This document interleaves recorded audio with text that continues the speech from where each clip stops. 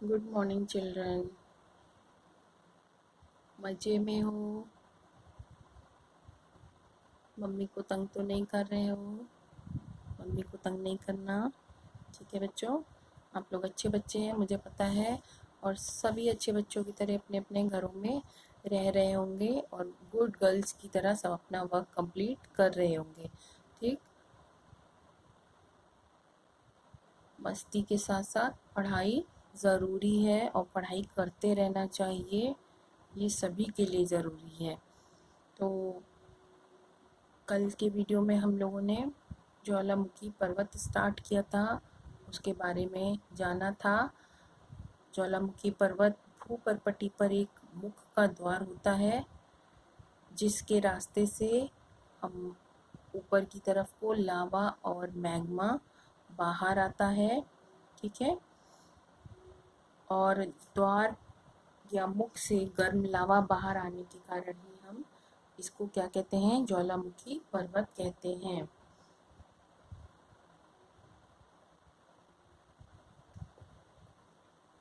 और ये जो मुख होता है, लावा निकल करके अंदर से धीरे धीरे एकत्रित होकर के शंकु के आकार की आकृति बनाता है, जिसे हम ज्वालामुखी पर्वत कहते हैं। इतना हमने कल पढ़ा था। ये तो हो गया ज्वालामुखी पर्वत कैसे बनता है। ठीक है बच्चों, अब इसकी एक पर्टिकुलर डेफिनेशन अगर पूछा जाए ज्वालामुखी पर्वत क्या है, तो वो आप कैसे दोगे, उसको यहाँ लिख लीजिए। उसको आपको याद करना है और अच्छी तरीके से याद करना है। ठीक है, तो अब हम उस परिभाषा को लिखते हैं, फिर उसको एक्सप्लेन कर देते हैं। ऑलमोस्ट आप ऊपर एक्सप्लेन कर चुके हैं। ठीक है, तो ये हुई हमारी परिभाषा।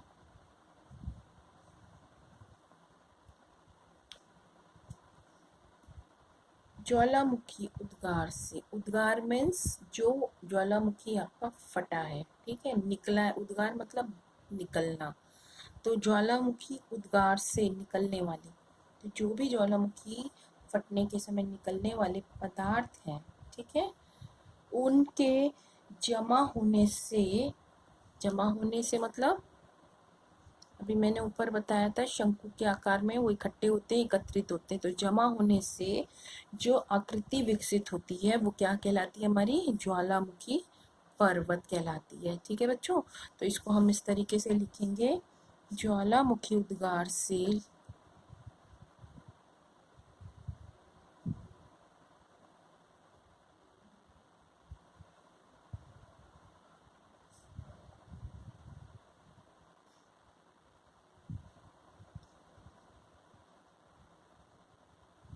ठीक, ज्वालामुखी उद्गार से निकलने वाले विभिन्न पदार्थों, निकलने वाले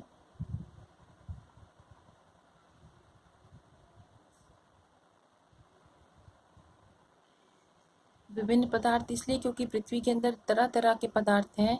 जब हम आंतरिक संरचना पढ़ रहे थे तो उसमें मैग्नीशियम भी था, लोहा भी था, एल्यूमिनियम भी था। ठीक है, तो निकलने वाले विभिन्न पदार्थों के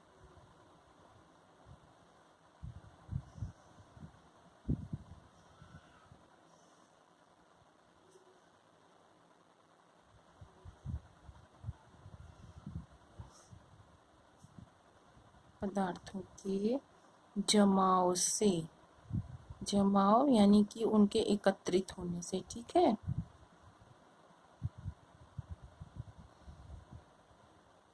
जमाव से विकसित मीन्स बनने वाला, से विकसित पर्वत ज्वालामुखी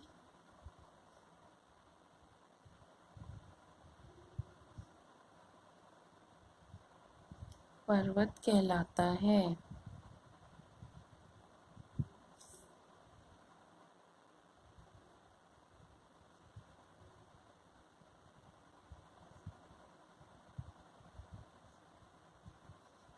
ठीक है बच्चों, देखिए ज्वालामुखी उद्गार से निकलने वाले विभिन्न पदार्थों के जमाव से विकसित ज्वालामुखी पर्वत कहलाता है। ठीक है, उससे जो पर्वत निर्मित होता है या बनता है या विकसित होता है वो क्या कहलाता है?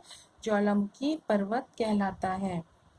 ठीक है बच्चों, आप देखिए आपके विश्व में कुछ प्रमुख ज्वालामुखी उदाहरण पर्वत के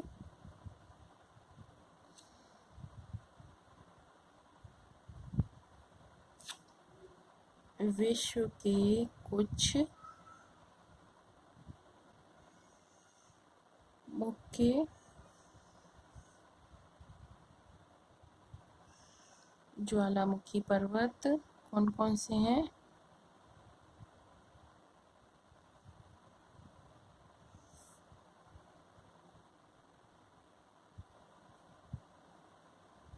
मोना लोवा, मोना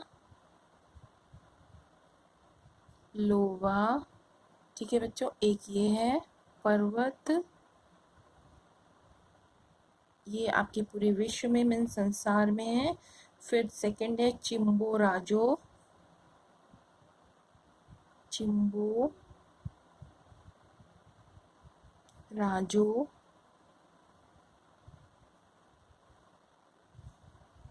फिर विशुवियस,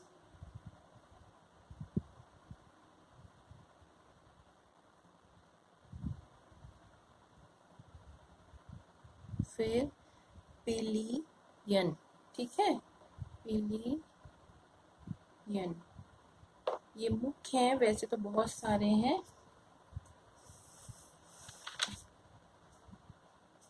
अब देखिए आपके भारत में कौन कौन से हैं?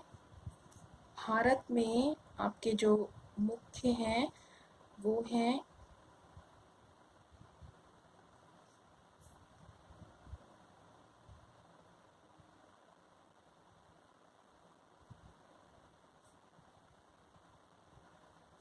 बैरनदीप, एक ये है बैरनदीप, ठीक है, और दूसरा है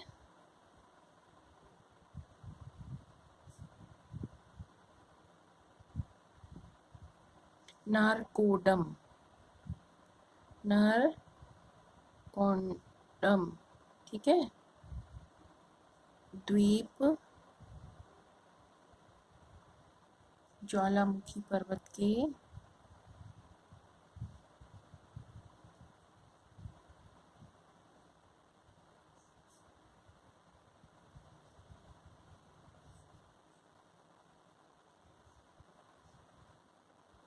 मुख्य उदाहरण हैं।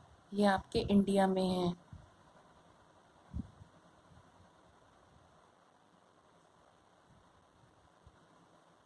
इनको आपको मैप पर करना है उसी तरीके से जैसे पीछे का काम मैंने आपको बताया था करने के लिए वृंश पर्वतों के लिए, उसी तरीके से आपको चाहे वो भारत के हों या विश्व के हों, आपको इनको मैप पर ड्रॉ करना है और अपनी कॉपी पर लगाना है।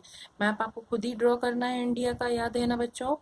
खुद ही ड्रॉ करके खुद ही लगाइएगा, और अगर मिल जाते हैं तो आप उसमें भी लगा सकते हैं, लेकिन ड्रॉ करने की प्रैक्टिस करते रहिएगा, वो बहुत ज़रूरी बात है। इतनी बात क्लियर हो गई। दो द्वीप है हमारे यहाँ, एक बैरन द्वीप और एक नारकोंडम द्वीप। अब अगली बात है कि आपका जो बैरन द्वीप है वो हमारा एकमात्र सक्रिय ज्वालामुखी है। सक्रिय में काम करता हुआ, ठीक है, इसके बारे में और डिटेल हम आगे के पाठों में पढ़ेंगे। यहाँ बस इतना समझ लीजिए कि आपका जो बैरन द्वीप है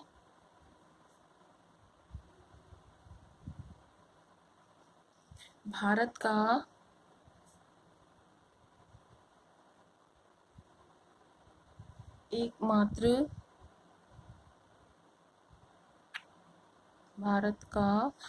एकमात्र सक्रिय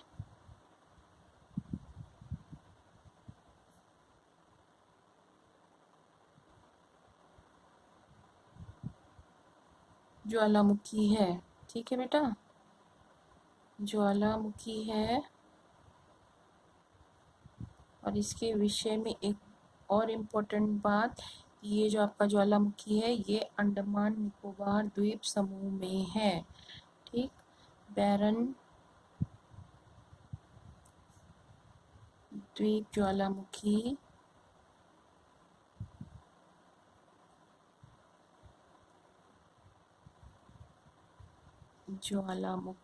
एक बात थी ये सक्रिय है, और दूसरी बात है कि ये जो ज्वालामुखी आपका कहाँ है, अंडमान और निकोबार द्वीप समूह में है। ज्वालामुखी अंडमान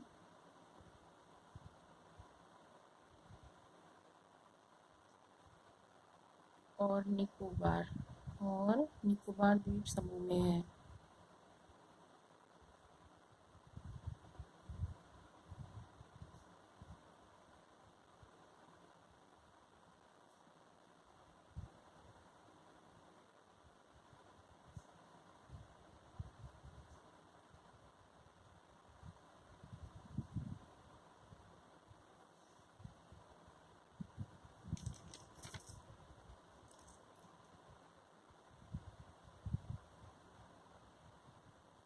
क्लियर बच्चों?